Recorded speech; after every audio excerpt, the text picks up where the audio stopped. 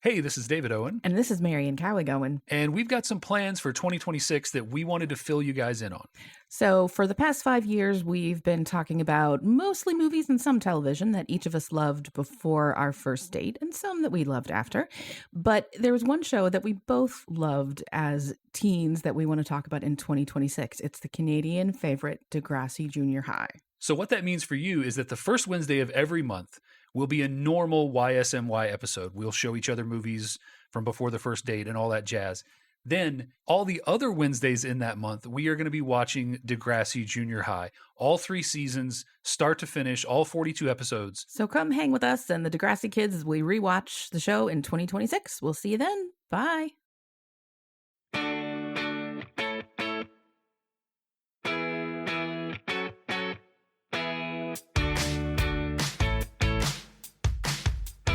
Hey everybody, this is Marian Cowigowen. And this is David Owen. And this is You Show Me Yours, the podcast where a married couple talks about the movies and television that they loved before the first date. And today I was made to watch Legend. Legend, yes, which is, of course, the 1985 Ridley Scott dark fantasy starring a young Tom Cruise and Mia Sara and Tim Curry. Sorry, I was fixated by my own. I was reading my own notes. Which one was Tim Curry, by the way? I couldn't. It's the demon, right? It's Darkness. Okay. Yeah. I assumed, but every time there was you seemed like a big evil character, I was like, that's Tim Curry. No, wait, no, it's not. Yeah. No, it's the way that you like Tim Curry. We'll get into this. He's emoting his ass off through 30 pounds of makeup in this. Yeah. But yeah, because his voice is distorted, it's kind of hard to tell. But like, if you are a Tim Curry fan and you like, then you know his particular type of overacting that he's kind of famous for. The stuff from Clue. For me, it's the Command and Conquer games where he plays a Russian commander and he has the great line, "I'm going to the only place not corrupted by capitalism, space." And he that hits different now. He is on the verge of laughter as he is delivering the line. Like, he even has the pause after the corrupted by capitalism. He like has to I'll show this to you after. He has to like compose himself for a moment because he's about to laugh, and then he just looks in the camera, spice. Oh. It just and think of Congo. His role in Congo as he's always doing some weird accent and some over-the-top performance. And despite his attempts, what is light without darkness? He's acting his ass off through this makeup. But there are people makes it difficult. Much like you, yes. There are people who are like, what was Tim Curry in this? Well, I've seen various tweets over the years that say things like, the role that you most associate with Tim Curry says a lot about your generation or your upbringing or whatever. And for me, it is when he was Rooster in Annie. And I've never been able to trust him since. Yeah. Because he was such a bad guy. Also, Carol Burnett. Yeah. Right. For some reason, I don't have the same feelings about Bernadette Peters, even though she's in that trio. I don't know. But is that the role you associate her the most with? Well, it's the first time I saw her in anything.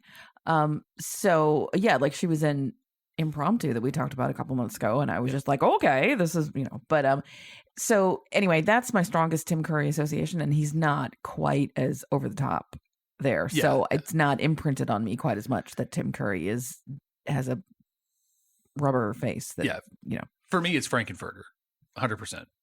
Yeah. Rocky Horror. Yeah. I didn't see that until I was an adult. So. That is the story goes. This movie was directed by Ridley Scott. I don't know if I said that or not. Ridley Scott saw him in Rocky Horror Picture Show. Yeah. And because of the performance that he was able to give, how he was able to show a sinister side, but still be like kind of likable and mysterious, and like you wanted to know more about the character. And he was like, and the way he was emoting, Scott was like, this is the guy who can be this like sort of charming devil, but also evil, and emote through all this prosthetic that he's going to have to be wearing. And he was 100% right. So yeah, anyway, Legend is it's a dark fantasy fairy tale. And it's one of those movies that it's kind of like whispered about, was for a long time. It comes in Ridley Scott's career. He's done Alien, he's done Blade Runner by this point, and he hits with this, and it doesn't land. But it's one of those movies that creates this world and this mythology. And I don't remember the name, but there is a novelist. I think he's, some kind of European. And he's one of those. And he wrote the screenplay, and kind of helped create the world. But apparently him and Scott really worked hand in hand. They would spend like weeks working on the screenplay and stuff. And it's one of those movies that everybody is just like, everybody who's a fan of it wants more. They want more of the world. They want more of the characters. They want to know more. They want to see more. And unfortunately, the likelihood of a sequel is almost zero. And there has been some expanded media stuff, some comic books and stuff, I think. But yeah, it's one of those movies that takes on this life of its own, and especially back in the 90s. It was just, it was one of those movies that was just it inspired tons of things and people, and like every demon on a metal album cover with big giant horns and rippling muscles and goat feet is like aping darkness from this movie. Okay. So I wondered, first of all, I kept thinking it looks like Satan that shows up in South Park. No, and I almost guarantee you that's part of the inspiration. He also looks like the devil from he looks like the Tenacious D devil, the one that shows up in Pick of Destiny, the one that shows up in the song Tribute, where the devil asks him to sing the greatest song in the world. Well, and he looks like Hellboy. Yeah. And let's see, the show Evil had several devil figures show up. I guarantee you. Amazing show, by the way. And that devil looks like, after a while, it's just conventional wisdom. This is what the devil looks like. So, well, but it's not like the conventional wisdom is this is what the devil looks like because this is what darkness looked like. That's what I'm saying. Yeah. But I'm saying like they set this standard. I'm not going to say red. This isn't like a Coca-Cola Santa Claus thing. Mm-hmm. The cat has found the doorstopper. Mm-hmm. I'm not going to say this is like a Coca-Cola Santa Claus thing where they changed it from green to red and it became canonical. Like, the devil looked kind of like this in previous depictions, but they set such a standard for the cloven hoof, the flowing garb, the cape, the robes. He's even supposed to have had a scene where he sprouted bat wings, giant bat wings. I think traditionally the devil is pretty skinny, so a jacked devil is kind of it kind of depends on your devil. But yeah. Anyway. And and he's not the devil because this isn't Earth and all that yada yada yada. He is darkness. He's the Lord of Darkness, the embodiment of darkness. But this is just it's a cult classic movie. It's about Jack, who is a forest boy. He's a forest boy, and it's no coincidence that his name is Jack. Like he is a Jack. About Jacks, right? Like Jack and the Beanstalk, like Jack Tales, these heroes that are named Jack that are like having these tremendous adventures. He's a Jack, and he is in a sort of relationship thing. He's in a what do they call it now?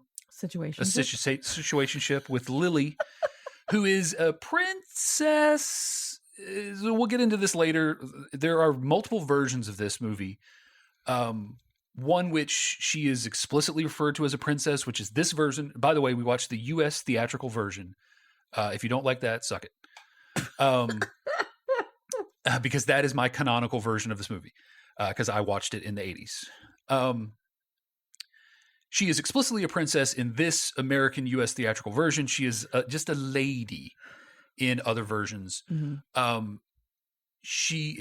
We get no backstory on Lily. We get no backstory on almost anything in this Mm-hmm. movie, which is just perfection, Mm-hmm. because it's just. So the U.S. version does give you a text crawl at the beginning, which gives you more information. The European version and now the like canonical director's cut doesn't give you any of that beginning stuff. The beginning text crawl, which just explicitly says, it's a world, there's a battle between light and darkness, unicorns embody light, and the Lord of Darkness embodies darkness, and Jack and Lily, and Jack is a forest boy, and Lily is innocent, and blah, blah, blah, blah. They don't tell you any of that in the other versions of the movie. And they go to see a unicorn, and then the unicorns, this mating pair of unicorns, and then an adventure happens. Mm-hmm. Because Lily touches a unicorn. Well, hold on. So is it actually because she touched one, or was it just coincidence that happened at the same time as the What's-Their-Faces are out with the goblins pea shooter? So it's not because she touched the unicorn as much as it is that she dared to want to touch the unicorn. Mm-hmm. These unicorns are mystical beings that are not supposed to be even observed by mortals. Just the fact that Jack sort of lives in this sort of gray zone between the forest, the actual forest folk, like the fairies and the elves that we'll meet in a minute, mm-hmm. And the mortal humans, is the only thing that even gives her access to that. Mm-hmm. And so even Jack knows, it's just known that you don't touch a unicorn. Mm-hmm. So the fact that the unicorn comes to her, the unicorn is kind of calmed by her as she wants to touch the unicorn, opens up. Well, yeah, had she not gone out there, the unicorns might have sensed the danger, might have run away, whatever. Or I thought, like it's holding still. Right, which exactly. makes it an easier target. So exactly. Okay. So she is complicit in the shooting of the unicorn. Her touching the unicorn isn't exactly. And again, they don't tell you any of this. Mm-hmm. So maybe her touching the unicorn did it all. But I'm going to say no. I'm going to say that it probably did. Yeah, I thought no, but. And so then, Lily ends up kidnapped along with the other surviving unicorn of the mating pair, the mare, who's just a female. What can she do? Yeah, I noticed. I love that line. I was looking at you to see if she, but then Darkness is immediately like, Blix, who is the head goblin, is like, she's a female, Lord. What can she do? And he's like, she only possesses the power of life. Mm-hmm. Duh. Well, I was like, are we going to have some bizarre subplot where she mates with a horse and we have a half, because they called it like the weird donkey or mule or something like that. Ugly one-horned mule. And I was like, am I going to have to learn the breeding specifics of all the equine species? I really don't want to. And so, Lily and the final unicorn get kidnapped by Darkness's goons, the goblins Blix, Pox, and Blunder, and taken off to the tree, which is the castle where Darkness lives, which is this big old haggard tree in the middle of a swamp. And and Jack has to save her. And along this journey, Jack meets the forest folk led by Gump, Honeythorn Gump, who is an incredibly traditional-looking forest elf. Big pointy ears, loincloth, has a fiddle at first. Kind of like Cupid? No, more like a maybe not Puck, but like a mischievous forest elf. There are drawings of these sorts of elves. Like it's like a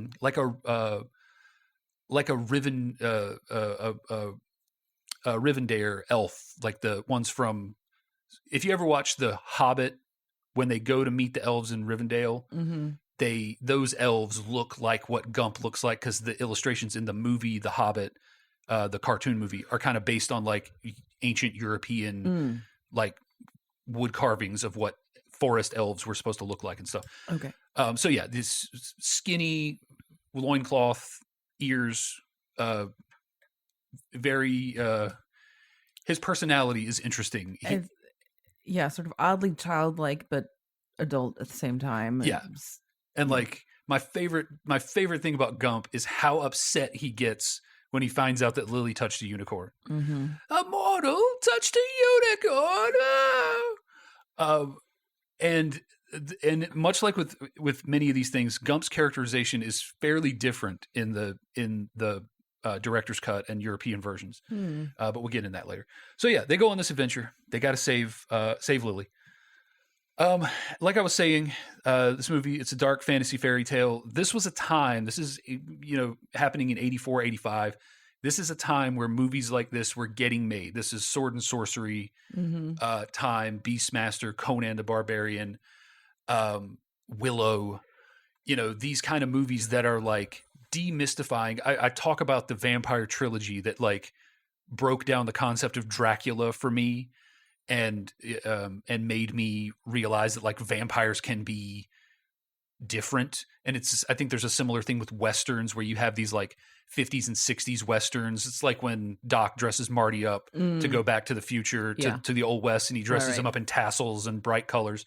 And then he gets there and everything's grimy. Yeah. The Clint Eastwood movies, the Man Without a Name trilogy, Fistful of Dollars, and Good, Bad, and Ugly, and all that, like that were like, no, the Old West was like a shitty time. And you had all these movies like Excalibur, which was which wouldn't have come out but a few years before this, that were like, Camelot, it's beautiful. Look at this. Everything's gleaming and they all have pristine armor and everything's clean. And then movies like Willow and this and even like Conan the Barbarian are like, nah, man. Like, there were no baths. Everybody was dirty.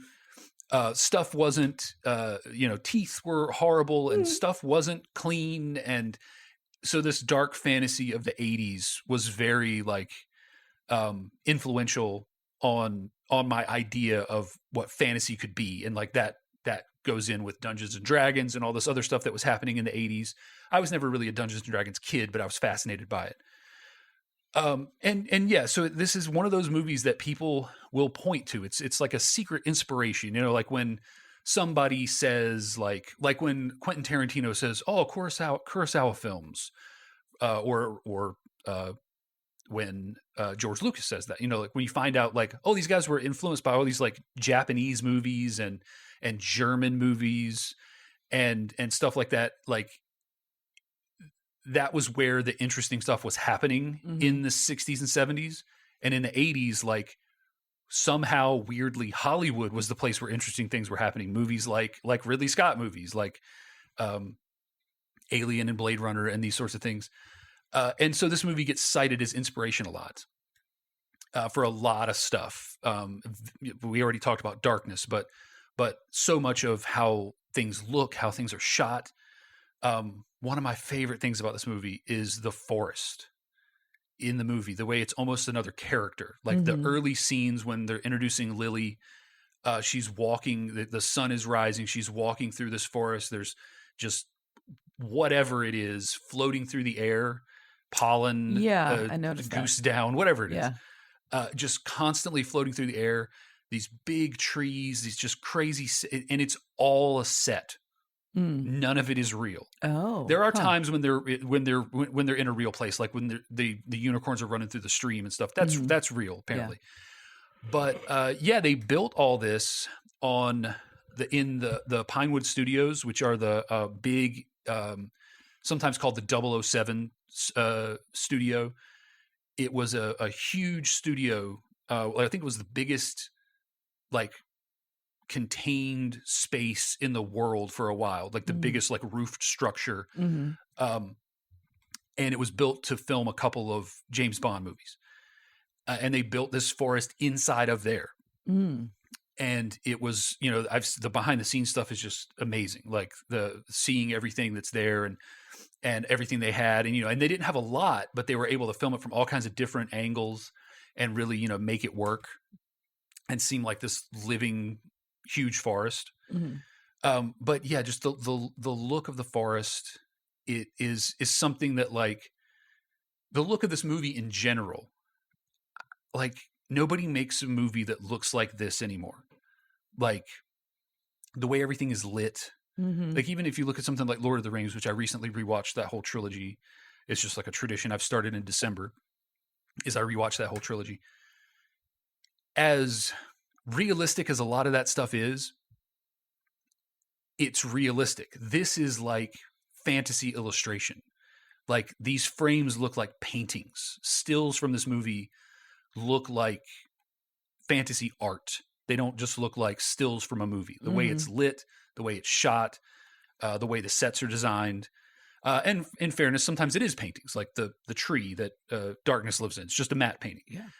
But so much of this stuff, it's just one of those movies where at that short time in my life where I thought maybe I'd be a filmmaker, this would have been one of the movies that would have been like a huge inspiration on how I wanted things to look in a movie. So I will talk about this movie for like most of the time. So let's ask you some questions about the movie. First of all, yeah, just you hadn't seen it. Yeah. What did you know anything about it? I don't think so. I think I had it mixed up with Lady Hawk. Yeah. Which I also haven't seen, but they were just sort of together in my head. And who is that? Rebecca De Mornay? I can't remember, but Lady Hawk is another good. I really haven't seen Lady Hawk since the 80s. So like since it came out. Yeah. Man. So yeah, I don't think I knew very much about it. It's an odd juxtaposition of, so there's elements of Peter Pan. Yeah. And Labyrinth. Yeah, which would come a couple years later. Yeah. And just the whole, good and evil and light and dark. And I find the concept that you can't have light without dark interesting theologically. I feel like I need to sit with that for a while and do some discernment. Like, I'm not sure how I feel about that because, I'm Christian. This is Christmas. We're thinking a lot about good and evil in the world. And I feel like the Christian point of view is that at one point we did have just light and darkness didn't have any power, but it was always there in temptation. And so this seems to posit that you need them at like 50-50. And I don't know what I think about that. Maybe not 50-50, but yeah, it's certainly, it's, and this movie is sort of overtly about loss of innocence and that sort of stuff. Yes. So, I appreciate that it didn't define how that innocence is lost. This could have turned into a rape fantasy real quick, and I'm glad it did not. So there was a treatment that was more just brutal in general. No. Brutal deaths, possibly sexual assault. Yes. Yeah. No. I'm on record as saying I don't. Yeah. You never need that. No. You never need. Well, that can be a character motivation, but you never need to show that. It's never necessary. And I am really unhappy with it when a woman is raped so that a man can react to it. Right. If that shapes a woman's character, that's one thing. Sure. But yeah, like we've talked about Highlander and The Crow and, no, I don't like it. But anyway, so I'm glad it didn't do that because I feel like this is a very soft for all the darkness. It's very soft focus and not a lot of detail about how evil is evil. And it has this thing that I notice in some fiction about good and evil and not others, the idea that evil people say things like, "Oh, we will make everything evil. We will defeat the good people. They're so boring. We're like our evil," like the Wicked Witch of the West in the movie anyway. "Oh, you're going to destroy my wickedness," In real life, evil people don't know they're evil. They think they're the good people. Yeah. Kind of. Often. So there's this split between how we treat the evil people, and this is very much on this side, which seems more childish to me. Well, but also Darkness doesn't know he's evil. He just knows that the sun will kill him. Well, okay, but some of his henchmen do. They say, Pox in particular has a great line when they harvest the first unicorn horn, which they call alicorn, which is what the horn is called once it's severed, apparently. And Blix is demonstrating the power of the horn. The first thing Pac says is, "Why not turn the world into garbage? Beautiful garbage." Yeah, there's a little bit of an Oscar the Grouch tone to him. Like, I love trash. Oh, no, that tastes good. I can't eat that. Yeah, and even Blix is like, and Blix, I love that Blix speaks in rhymes very often. Blix is like, we'll turn it into a wasteland, and our goblins will rule. And like, they are much more simple. Darkness is just like, hey, these unicorns are the reason that light exists, or they hold the power of the light inside of them. And if I get rid of them, it'll always be dark, and I'll be able to just do my thing, which is just apparently sit around looking like a stud at my big long table that just has all black fruits and vegetables on it. I'm going to work out. And work out. Yeah. How long has that been a thing where unicorns symbolize good and light and purity? Because I don't remember unicorns. Well, I don't know. They were in all the Lisa Frank art in the 80s, but they show up in the Wrinkle in Time series. Yeah. As sort of a heavenly creature, but I don't... Last Unicorn. And I don't remember too many other times, but like how it's a trope. Long-standing is this? Like, how far does it go back? I think it's a trope. I mean, I think as a fantasy creature, I think that's sort of always been their thing. That they are sort of like the pinnacle of light, because they're white. They have this horn. Like, they are one of those things, like, that I don't think you think about anymore, is like, white animals are shit. Like, I thought the other day, they're easy to see, right? I thought the other day that I saw an albino raccoon, and I'm still not sure if I did or not. But I'm pretty sure, I'm like 90% sure I saw albino raccoon. But those things are really rare in the wild because they can't do the thing that raccoons have evolved to do, which is like use their stripes and striations and stuff to hide in the underbrush from predators. So they die real easy. So having these horses that have like a horn that is impractical, and are this pearl white, almost, often unicorns are described as like glowing or iridescent.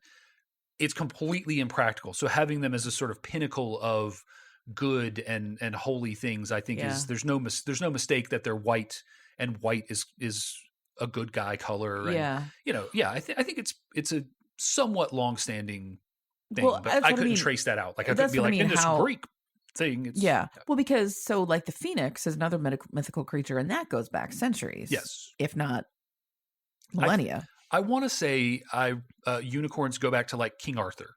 Okay. So they're like a medieval creation, but I'm not 100% sure. Yeah. Let us know if you know about unicorns. Yeah. So is this movie for kids? I think it is for kids who will take it on one level, and grown-ups will see layers that the kids don't. Yeah. So this is the struggle that this movie had, right? In the 80s in general, movies for kids were a little less restrained. Gremlins comes to mind, which not only contains violence, but of course has the amazing Santa Claus scene in the bank. I forgot about that. Have we shown that to our kid? Yes. Okay. And yes, in general, but that's the uphill battle that this movie faced. Is Universal was not convinced that it was kid friendly enough, and so cuts were made, changes were made between the European and American versions, and because at a certain point they watched it and said, like, who is this for? Who is this for? I think that oftentimes art like this, it's the thing about art, right? Art has to, in a capitalist society, art has to make money. Art can't just exist for art's sake in most cases. So when they put millions of dollars into a movie, they've got to be like, at some point they go, who do we market this to? Are we running these ads on the evening news? Are we running these ads during after 9 o'clock? Are we running these ads during the kids' cartoons on Saturday morning? Like, who is supposed to go see this movie? And Star Wars struggled with this a bit too, like before it was embraced by kids and adults alike. And yeah, I think that's one of the things that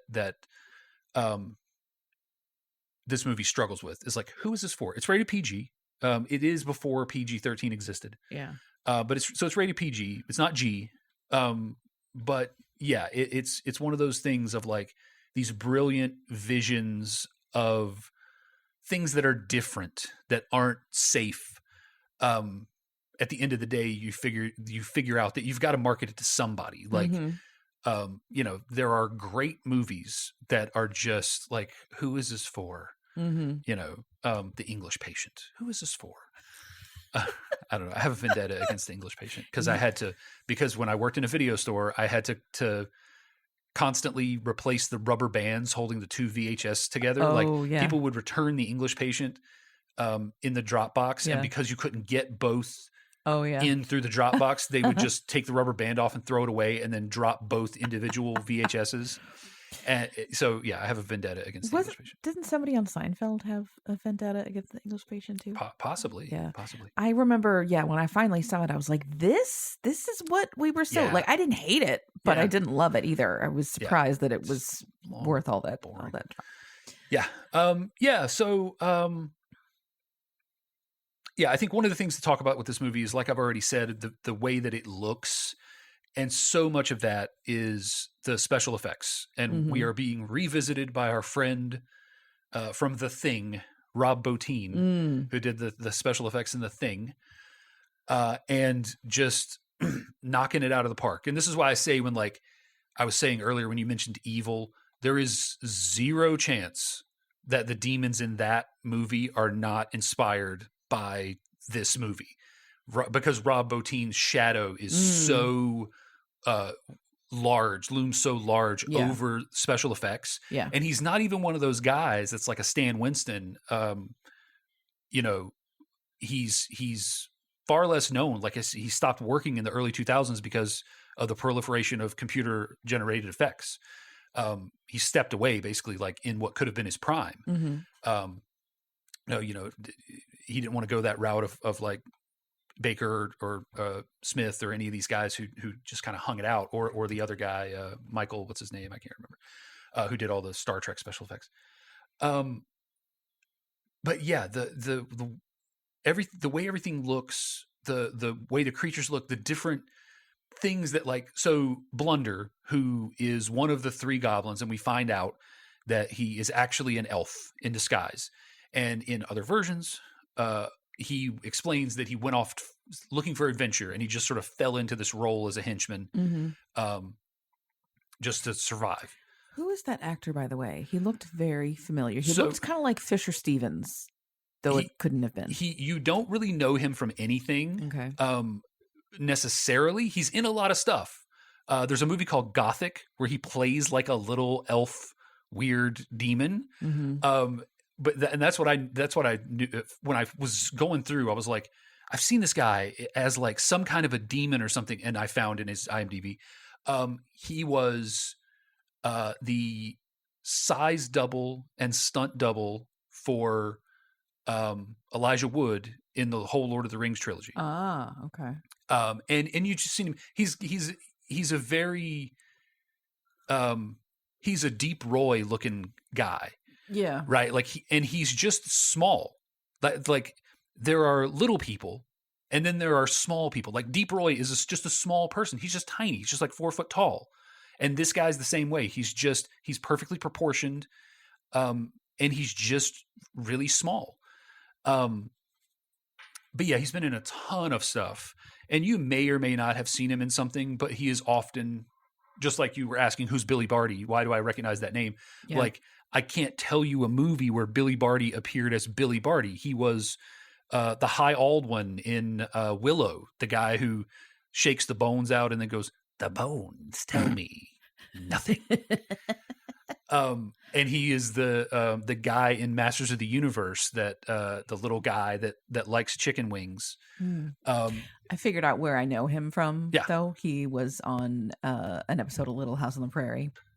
Billy Baldwin. Barty. Billy Barty. Yes, I think he was with a circus. Yes, he's played that a few times where he's he's an aging little person with the circus, and and taught everyone to love. Totally. Yeah. To accept people for the differences. But he's got that very specific voice. I can't even do it, but he's got this very specific voice that like when he's the guy behind the mask, you're just like, oh, yep, that's Billy Barty. And then the Brown Tom actor, I thought I recognized, but I didn't find him to be in anything that I recognized, but he's just got a great sort of Scottish, Irish kind of, accent. And yeah, he's great. He's got a very like silly he's tone to it. Kind of a comic relief character. He's got the line that I heard you laugh at, which is my favorite line of his, is when they find him and the unicorn has been taken and he was trying to defend it, but he got shot in the hat with an arrow, which turned out to only smash his elderberry wine. Yeah. And Jack is like, he says, he mentions that Lily came to warn him, and Jack is like, Lily, is she alive? And he's like, oh yeah, she was alive when they killed me. Yeah. She was still alive when they killed me. Yes. Like that's just a great line. But when he first wakes up, he's like, "Oh, Jack! Oh, they killed you too." Yes, and something like they shot me in the brain, and somebody else is like, "Well, no worries. Then you didn't have much to lose." Which is always, Screwball, which is the Billy Barty, is like, "Oh yeah, nothing to lose then." Yeah, yes, and the dynamic between Brown Tom and Screwball is fun. Mm-hmm. They're your comic relief characters. It's very like Legolas and Gimli kind of. Yeah. It's a very just sort of fun little. Of course, the two weakest guys get sent off by themselves. Yeah, when Jack and Gump, who Gump at least is like has weapons, has a bow and arrow, and they send the guy who with a bottle of wine, and the other guy who has a sword but uses it more like a cane most of the time than an actual sword, off by themselves. So like I was totally off track, but Rob Bottin, special effects in this movie are great. All of the characters. One of the things that they didn't want, that Scott specifically didn't want, is puppets. He did not want puppets. Mm-hmm. He wanted everything to be prosthetic. He wanted everything to be real and tangible. And so, because then, scenes like the scene where Darkness is telling Blix to go and find the unicorn, Darkness holds his weird, gnarly finger out with his long fingernail and almost touches Blix on the long pointed nose, the goblin nose. And it's just a great moment. And like that would look kind of ridiculous with a puppet, you know? And just the ability to emote and move in the costumes and there's just something real about someone in a costume versus a puppet. Mm-hmm. There are some great puppets. Yoda's a great puppet. But yeah, it was really smart for them to just be like, no, we're gonna these need to be, love the Dark Crystal, love the Labyrinth, but it's very obvious those are puppets, and that's what they were trying to get away from. And Bottin did a great job, and I think probably his crowning achievement, and this is maybe the best time to talk about Meg, is Meg Mucklebones, who is played, as you saw in the credits, by Robert Picardo. Yes. Who is most famous for being the hologram doctor on Star Trek Voyager, who is very even-tempered and, but was also apparently in China Beach, which is a show. I've never seen an episode of China Beach. Either. China Beach there are two shows that I remember in this category, China Beach and 30-something. And those are shows whose theme I could hear from my bedroom while my mother watched them after my bedtime. Yes. When my bedtime was like 9:00. St. Elsewhere is in that category. Yeah, St. Elsewhere. Yeah. Like China Beach, like all these adult shows that came on at 9:00, shows that were like geared towards your parents. Yep. They came on at 9:00 or 9:30 or whatever. And like the China Beach, the chopper coming in and 30-something, that very specific 30-something theme. China Beach was that like MASH, but for women? There was the main character was a woman, but it was all about, it was Vietnam. It was nurses in Vietnam, I think. Yeah, I don't know. We've never seen China Beach. Yeah, I've not seen it. But Meg Mucklebones is this great. I put her up there with Agra from Dark Crystal, who he meets at the orrery. Anyway, it's just this character that is on screen for a few moments, but like you're completely transfixed and fascinated by the character.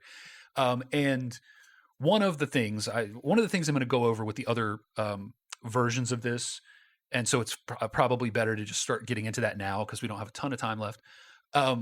Meg in this version pops up. So first of all, she tries to eat Screwball. and doesn't like him because he's a fairy. She pops up and she confronts Jack, and Jack is not yet a hero.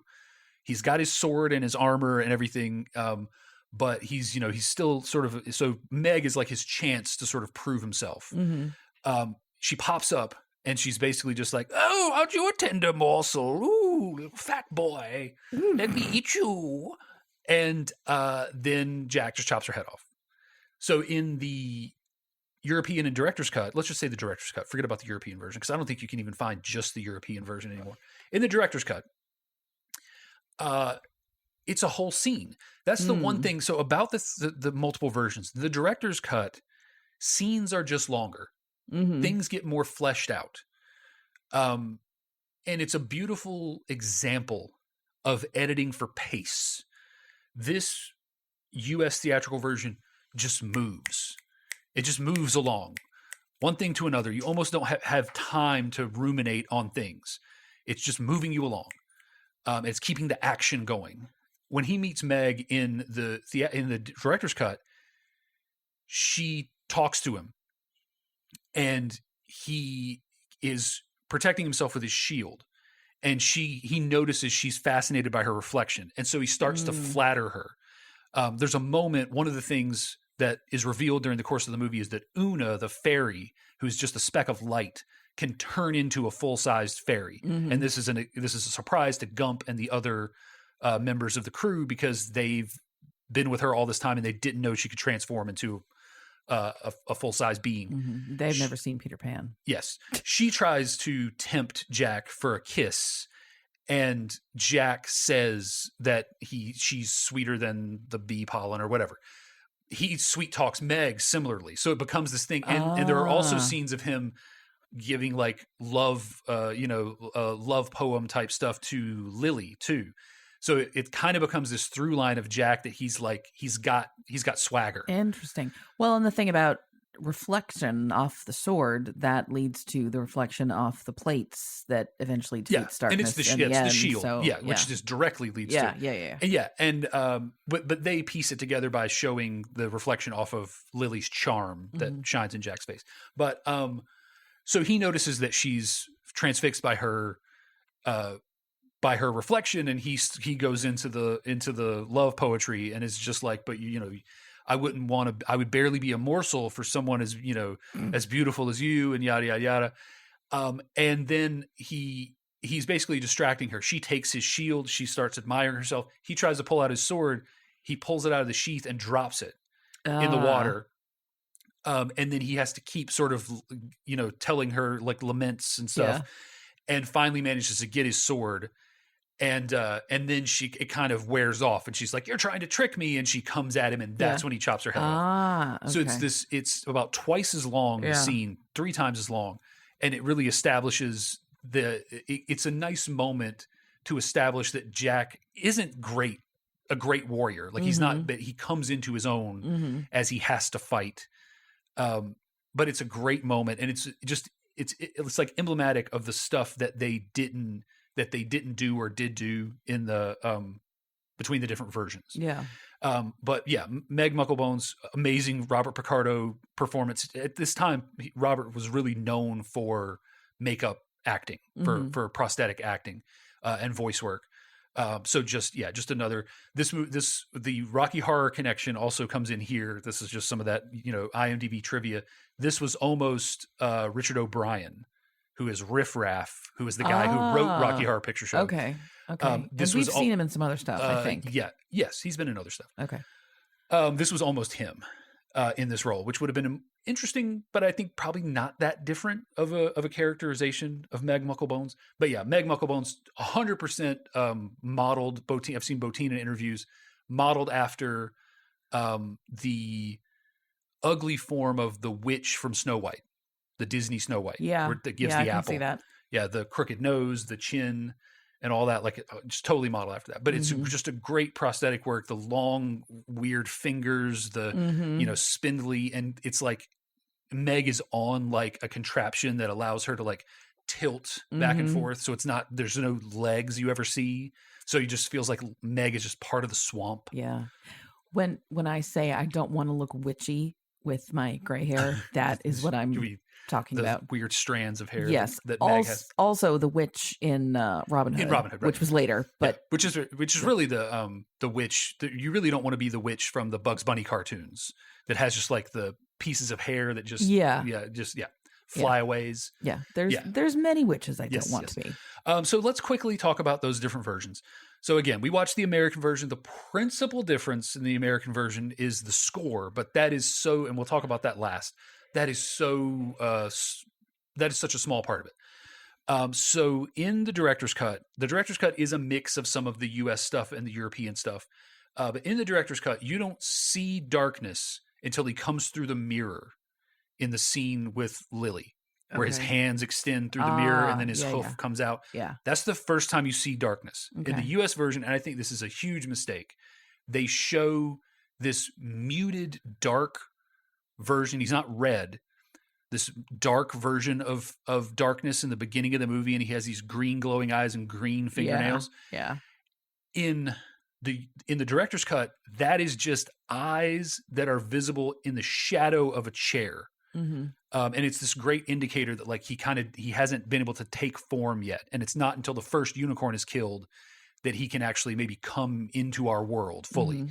Mm-hmm. But the way they handle that, but even the way they handle it with him being like a blacked out version of himself in the American version is at least hinting at that he's not at full power. Mm-hmm. But the fact that he doesn't even appear until like an hour 13 into a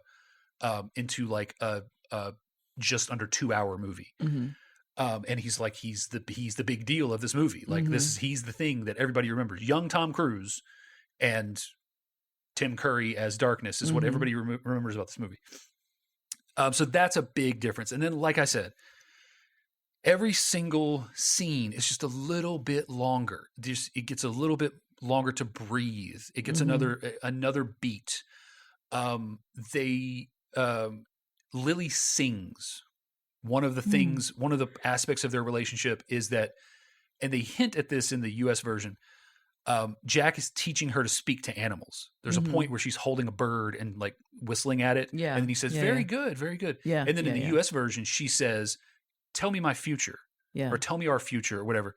In the director's cut, she says, now teach me rabbit. Yeah. She wants to be taught, and they go back and forth, and she sings to him several times, and she's singing the lines from the song. So there's two songs that come out of this movie. One is Love by the Sun, which is the Tangerine Dream John Anderson song, and the other one is Your Love Strong Enough? And I believe the words that she sings are from Is Your Love Strong Enough? But she sings, and they have this like sort of back and forth relationship. And like I said, she's not a princess in that version. They don't kiss in that version. In this version, they play the final kiss where Jack wakes her up from her slumber in reverse early in the movie to make it look like they're kissing. Oh, and it implying this sexual relationship or, this more than friends relationship that doesn't exist. In the director's cut, all of the stuff we see in the beginning before she throws the ring in the water is courting. There's like, she gives him a peck at one point. So there's a scene and again, they re-edited at the end where he gives her a flower while they're watching the unicorns. That actually happens the first time they see the unicorns in the director's cut. So they're watching the unicorns. The whole unicorn scene is 3 times as long. The unicorns run around. They frolic. He gives her the flower. She gives him just a light peck on the cheek. And it's like, it's this building relationship between them.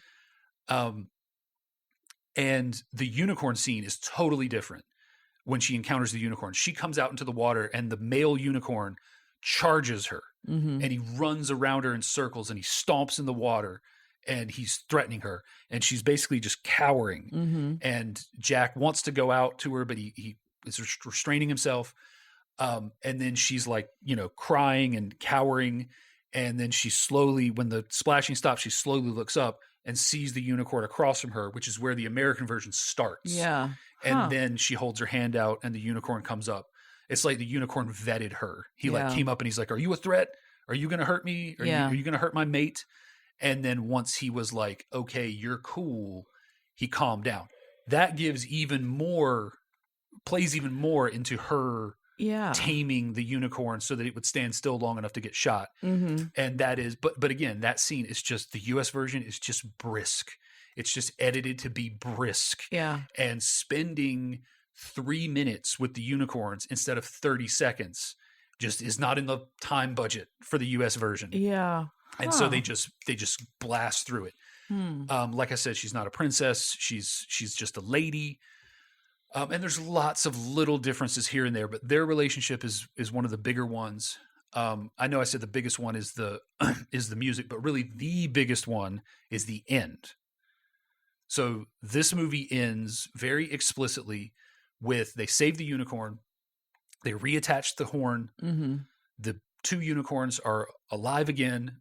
We get a shot of Gump and the fairies with the unicorns, and they're happy. And we get a shot of Jack and Lily, and they're walking into the sunset. John Anderson is loved by the sun, and they wave to the forest folk, and the forest folk wave to them, and Jack and Lily walk into the sunset. Like, the implication of is Jack is leaving the forest. He's going, he's choosing the mortal world. Yeah. He's going with Lily. In the director's cut, he retrieves the ring. He retrieves the ring. He gets, he wakes her up. They have a moment. Lily pauses. She gives him the ring back. And she says, "You belong here. Oh. You are a child of the forest." Yeah. And they part ways. Lily goes back to the mortal world and Jack stays in the forest. Oh, wow. Which I think is such a more poignant ending. That all is so much more complex. Yes. And less of a straightforward romance. Yes. They are not already in love. Yeah. You know, but yeah, she goes back to the mortal world and he is of the forest and he stays in the forest. Oh, wow. Which is such a better ending. And again, the U.S. theatrical version is my version that I grew up with. Yes. I can probably legitimately say that the director's cut is better in almost every way. It's 25 minutes longer or so, 30 minutes longer.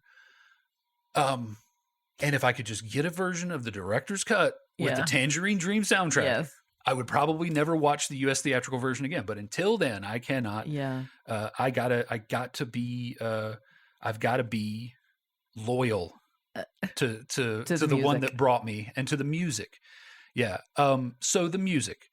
So Tangerine Dream is an electronic band from the 70s, 80s. They did this atmospheric, experimental music. And it's all just it's hard to describe, but it's just the music you'd put on and just chill. And they did a ton of soundtracks. They did, like, I think Risky Business, some stuff for Risky Business. Like, they did a bunch of soundtracks. There's something that we've watched for this podcast where they did the music. I can't remember what it was. Yeah, I can't remember either. But totally. Was it Near Dark? Near One Dark, of the maybe. vampire movies?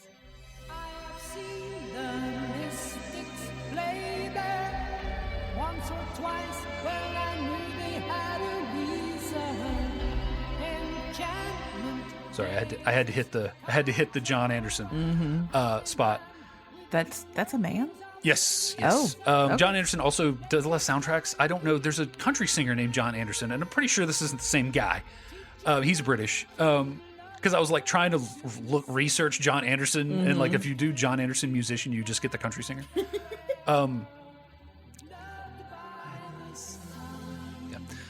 And this is the other thing. This song is just so intertwined with the ending for me of this movie.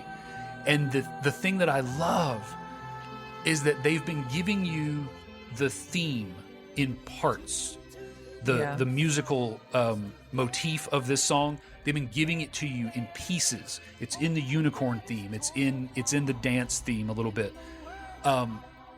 And so they've just been setting you up for this. So when they start rolling it when Jack jumps in to retrieve the ring at the end, because there's a point in the movie where Lily says, "Whoever retrieves this ring, I will marry," and she throws it in. And in the course of the film, Jack goes in to get it, and that's the point when the unicorn horn gets harvested and he gets trapped under ice and the world freezes and everything goes to hell.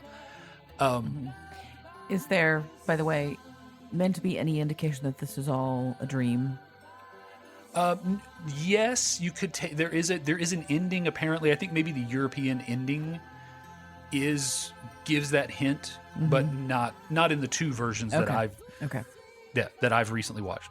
But yeah, and Jack goes into the water, and they start this, and your brain is like, yeah, this is the theme. I got this, and then John Anderson comes in, and it's just, and then they're timing it perfect. The Love by the Sun. They're walking in front of the sunset. Yeah. And the song is just about what's happening. It's just perfect. And it's so intertwined with the end of the movie. And so to just hear Jerry Goldsmith's absolutely more than competent, borderline excellent musical score, not operatic, orchestral score in place of this is it just hurts my heart. Not the same. Yeah. Yeah, it's just not the same. And it's one of those things that demonstrates how much music can become a part of a visual experience. You know how they say that smell is part of eating? Yeah. That music, how much it becomes part of a visual experience. And for me, it is. There is no ending to this movie that doesn't have Loved by the Sun on it. Yeah. Like, it just doesn't feel right. And granted, if Tangerine Dream had scored the director's cut, they would not have had Loved by the Sun. They probably would have had a much more melancholy sort of tune in there. But yeah, just it's the music of the US theatrical version is just so far superior. It's playful. It's this electronic sort of playful that as someone who played a lot of video games, I just love the way that it feels. And I'm also just a fan of a lot of electronic music. I'm a fan of Tangerine Dream. Like, I remember like my proudest moment is on a former podcast. We were me and another guy were interviewing a game developer who writes his own music. He started out as a composer for video games, and now he makes video games, small independent games, and he writes his own music. And I had just written down in my notes Tangerine Dream ? And we were running low on questions. I was like, well, I do have one question I wrote down. It might be kind of stupid. But I love your soundtracks. I listen to them outside of playing the game. It really sounds to me like you may have been influenced by Tangerine Dream. Is that, is that a band? He was like, oh my God, I love Tangerine Dream. He's like, yes, every song I've ever written has been inspired by Tangerine Dream. And I was just like, wow, like, hey, I knew a thing. I figured out. I have some sort of sense when it comes to critical, critique of media. I heard this fingerprint of Tangerine Dream, and that's like my favorite moment from doing any of those recordings that we did back then. It was just like, hey, I was actually right. I got it right. But yeah, it's just. No question, the director's cut is the superior cut of the movie. The way that it gives extra time for everything to breathe. I mean, the dance scene is where she dances with the dress is 3 times as long. The struggle back and forth, you can see her slowly giving in, all this sort of stuff. The fact, and they're just, it's just the bits and pieces that they add. You just see the value that they add. Yeah. Especially that. I thought the switch was very it wasn't really grounded in anything. Right. And so it takes away a lot of motivation or character building, or it's just poof. Okay, well, she's evil. Maybe I think you're meant to see her see it as her being slowly broken down because after she puts the dress on, she immediately sees darkness for the first time, and she freaks out. She's not immediately like, yes, my love. Yeah. She kind of works into that over the course of a long conversation, which is, of course, even longer in the – and there's even little things like in that conversation, he asks her to sit down twice, right? He's like, just sit and talk. conversation, and she goes to sit, she says no, she says I'd rather stand. And then the second time he asked her to sit, I think this might be the first time. Anyway, one of the times he asked her to sit, she looks at the chair and it's alive and it's bubbling. Yeah. And then the goblet fills up. Right. But so that goblet filling up isn't there in the director's cut. Okay. Instead, that scene where he says, eat, drink, it's just more on the chair pulsating and moving and squishing and you just get this idea that like if she sits in that chair, something's going to go wrong. It's like an evil waterbed. So yeah, weird evil chair. And then that's kind of the point where she formulates this what we know to be this fake kind of falling for him or whatever. And my favorite thing that Tim Curry does in this whole movie is when he charges at her, he's upset, and she starts laughing, and she's like, and she says, "I hear a throat waiting to be cut." And he's, "Are you so anxious to spill blood? Oh, only as anxious as you are to drink it." And she says, I will stay with you, as you wish, with one condition. I want to kill the unicorn." And then they cut to Tim Curry, in all this prosthetic makeup, and he just like is just like, oh, like he just fills his diaper, like he's just like, I could have like, done without that. You could not have said anything sexier in this moment.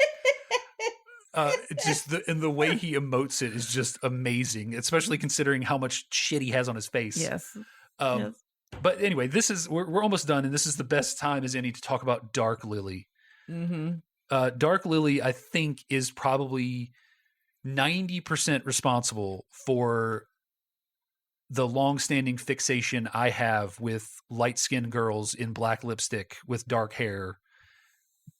And it ruined me as a 10-year-old when I saw this. Like, there are things, and I don't want to make myself sound like a serial killer, but there are things in like serial killer movies. Like, I think in Zodiac, they show that he was fascinated by his mom's garters and stuff, and that's what led him into or is that BTK? That's what led him into all this bondage stuff.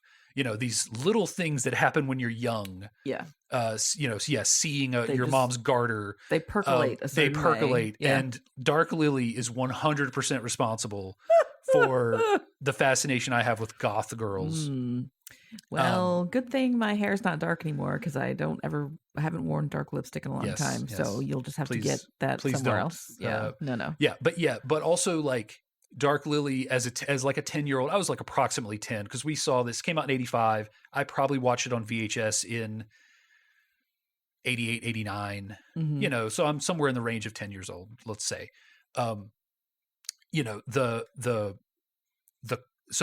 Also the other thing that is responsible for that, let's give her 60%. The other 40% is Elvira, watching Elvira with my grandmother. That's probably responsible for other things I'm attracted to as well. Yeah, that's a whole other kettle of fish. But yeah, Morticia Addams, the mom from the Munsters, there were so many dark, raven-haired, light-skinned women, sort of goth adjacent women available to a young mind. But yeah, Dark Lily is 60%, Elvira is the other 40%. But yeah, it felt so dangerous that the tall, I don't even know what you call that, the cowl or whatever that comes up. Yeah. The collar that comes up over her head, the neckline that just goes all the way down past the navel. Yes, that was. There were some pectoral muscles there. Yes, that was all of it. All of it. Yes, Dark Lily did me in. Now, do you have the same feelings about Sloane Peterson, or is it specifically Lily? No, I don't have time for Sloane. Okay. Sloane's a drag. Okay. No, Sloane is cute. Of course. The other famous Mia Sara role is Sloane in Ferris Bueller's Day Off. Sloane is cute. Sloane is like your cute friend. Yeah. But yeah, no, Sloane is not. But also Lily is not. Yeah. I'm not interested in Lily. Lily is too much work. But Dark Lily, I'm up for that challenge. I want to be good at it. I want to be bad at it. I want to I want to learn lessons. I want to, I want you to teach me. You want to be taught, taken to school. Exactly. Yeah. Yes. But yeah, Dark Lily ruined me for a while for the sort of women that, and then later in high school, I was infatuated with a couple of goth girls who were very nice, and I became good friends with them. Okay. And they were not the slightest interested in me because I was a dork. But I gravitated towards them. Good. And their black lace dresses and their dark lipstick. Yeah. And their powdered white skin. Yes. I'm glad that we can both talk about our obsessions without really insulting the other one. Yes. But Legend, it's amazing. It's an amazing movie. Another point that I had on here, which is just, it's in the Saved by VHS Club, a movie that failed horribly in the theaters, but has had a long life initially because of VHS. We watched the Arrow Video 4K restoration, which, if you're not aware of Arrow Video, they do amazing restorations on a lot of niche things. Like they do big mainstream stuff. Like they just released a remastered box set of all 3 of the Ninja Turtle movies in 4K. But they do a lot of like Argento films, like Italian horror, old horror movies that no one would be interested in. Like they get the rights to these, and they really do. They add special features. Oftentimes they'll do a release that has, trinkets, knickknacks, with it, like a full collector's edition. But yeah, we watched the Arrow Video 4K. So yeah, home media absolutely saved the memory of this movie. And much like Tremors, which was another maybe the president of the Saved by VHS Club. But yeah, this was one that was saved by VHS. Yeah. But yeah, I think that's pretty much it. I mean, there's so much more I could talk about. We didn't really touch on Una and her weird weirdness. But yeah, when we start a Patreon, you can have just your deep dive, unlimited rants. But yeah, we are at or over time. Yes, as we're continuing to establish here that episodes go over an hour when we really like the things. Yeah. Well, it's hard to. There's just so much to say. So yes. Well, folks, we would love to know what you think about Legend. I can't even. We would love to know what you think about Legend. There's a script for this. What are you doing? Well, and I was like, usually I have some smart ass question, and I really don't for this one because. Were you attracted to Dark Lily? Did it ruin your sexual gratification for 5 to 10 years? Wow, I don't want to think about that relating to you at age 10. Oh, dear. Okay, well, sure. Tell us about that. You can reach us in a couple different ways. You can send us an email or you can find us on Facebook. Our handle's the same for both. It's YSMY Podcast, YSMY for You Show Me Yours. We are at gmail.com, or you can DM us on Facebook. You can also find links to our latest episodes on our Facebook feed. So far, we have had new episodes every other Wednesday. So 2 weeks from today, no matter when you're listening, there'll be a new episode. However, in 2026, we are changing it up a little bit. The first Wednesday of each month, we will do our standard YSMY thing, talk about a movie or TV show that we loved before the first date. But all the other Wednesdays of the month, we will be doing a watch through of Degrassi Junior High, the Canadian short form. It was a drama, but it was 30 minutes from the mid to late 80s that we both watched separately and both loved. So we're going to be doing a watch through of that through the year. So next time I will be hosting. I am not sure what I am showing, Dave. That'll be the first Wednesday of the month of January 2026. So stay tuned for your 2026 surprise. In the meantime, this has been You Show Me Yours. Thanks for listening. Bye. Bye.